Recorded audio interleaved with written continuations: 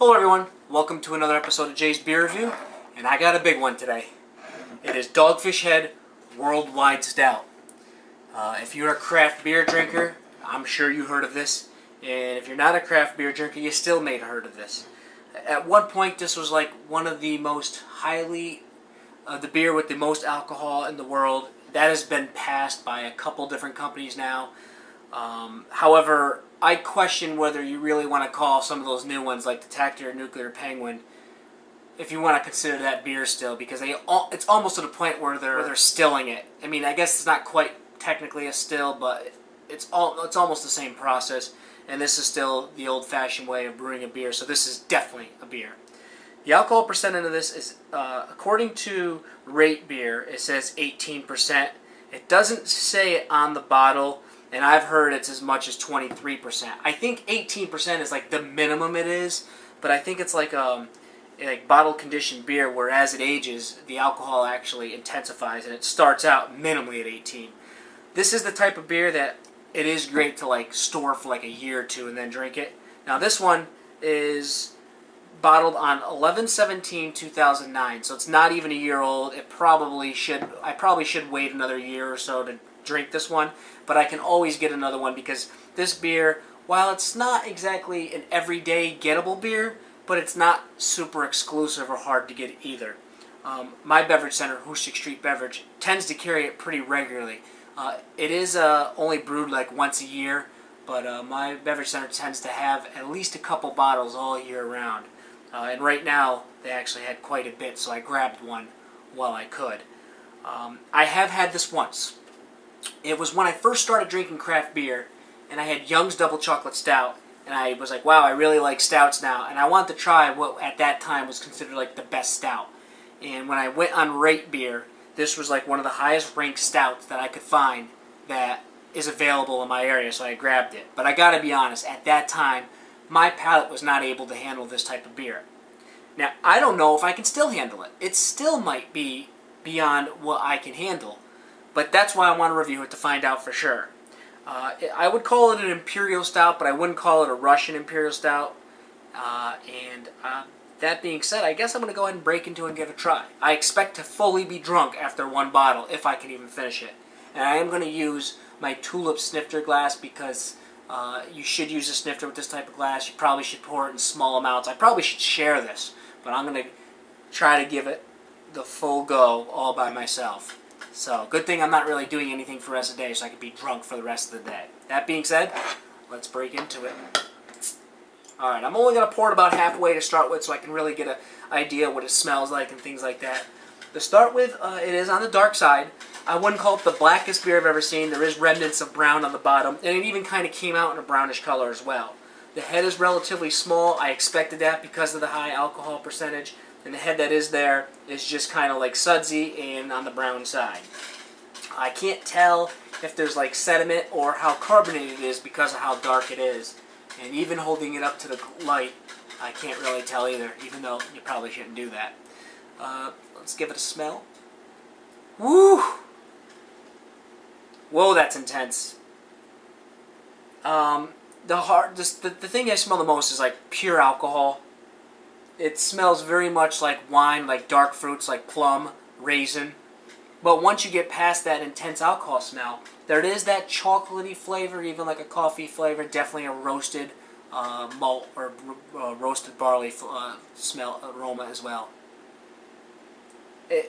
Once you get past that booziness, it smells quite nice. And this beer is world ranked, so it should be good, and I should be adjusted, but that's what we're going to find out. Well, with that said, let's go and give this world-class beer a try. Cheers.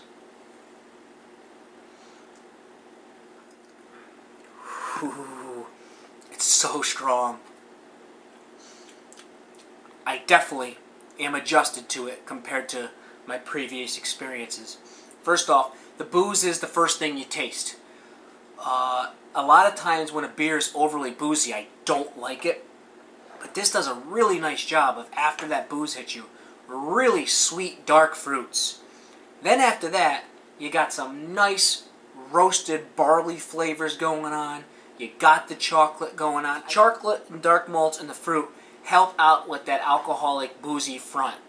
It's definitely something that the best part of it is when it hits the back of your throat. And it is boozy, so it is a really slow drinking, sipping beer. It probably should take me an hour to drink this. I don't know if it will, but I think my palate has at least adjusted to enjoy it better than I did the first time I tried it. Yeah, it's strong, it's tough, it's not for the faint of heart, but there's some definitely good qualities about it that I like. Anyway, I'm going to really take my time and enjoy this and get back to you in a few moments. Alright, well I'm back, and as you can see I have just a little bit of beer here left. It's been about 45 minutes since the break. And traditionally, I mean, it takes me 10-15 minutes to drink a regular beer, even something like 9 to 10%. So I definitely had to take my time with this beer. And even at 45 minutes, I'll tell you right now, I got a good buzz right now. What did I think about the beer? Well, first off, it's no doubt I'm going to be able to get through a whole beer compared to last time where I got about halfway through and I was done. The first half didn't bother me too bad. The second half is really where I started feeling the booziness hitting me, and I'm definitely going to want like a good hour to like just sober up a bit after the fact. As far as flavor, the chocolateness of it was there, present through about the first half, and in the second half I really just got like really sweet dark fruits. Extremely sweet beer. Probably too sweet and too boozy for me to really appreciate. But there are some good qualities about it. First off, I love the buzz that I have right now. This is like anytime I drink, this is the buzz I like. Once I start getting beyond this amount of buzz is where it starts getting downhill and I don't like. So any more than one, forget about it. But the buzz I got right now, I really like. But I don't think that the sweetness and the booziness is for me per se. I did not dislike it. I enjoyed it. It's like one of those kind of beers where on a special occasion I might split a bottle. I don't think I'd ever drink a full bottle by myself again. But there's so many other beers out there in the world that I've had that are less alcohol that I actually enjoy better, including the Miles Davis Bitches Brew that I just had the other day. At the end of the day, this might be the last time I have this beer. Because now that I've officially reviewed it, I don't really have a need to want it again. I didn't like it enough to want to drink again. But I did not dislike it. You big beer drinkers out in the world, you probably are going to love it. But this just is not my style of beer. I can't find a negative thing to say about it. Because it really was a well-crafted beer. And it's just not something that I look for. I don't like beers like that are overly boozy and overly sweet. But it was good. It was a good beer, and my palate has been able to adjust to drinking something this strong. It's tough for someone like me to grade a beer like this, because it's just generally not my cup of tea to just drink regularly. So I'm really just trying to go off of what I thought about the quality and my overall experience with the beer, and not with my personal taste and preference. And that's sometimes tough, especially with a beer like this. But I'm going to do my best, so here we go. Cheers.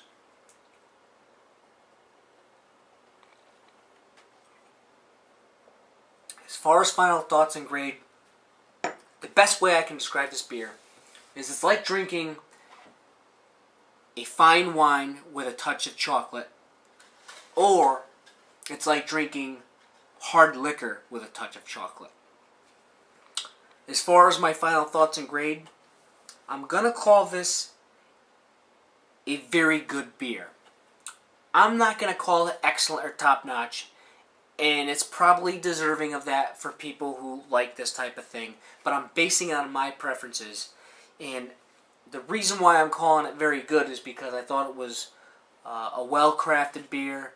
The flavors were intense. There was like no graininess or anything like that. But I can't give it the, excellent or top-notch rating because it's just too boozy for me and too sweet. And that's just not what I like. So it loses points there. And that's just the way it is. Again, that was the Dogfish Head Worldwide Stout. Until next time, thanks for watching.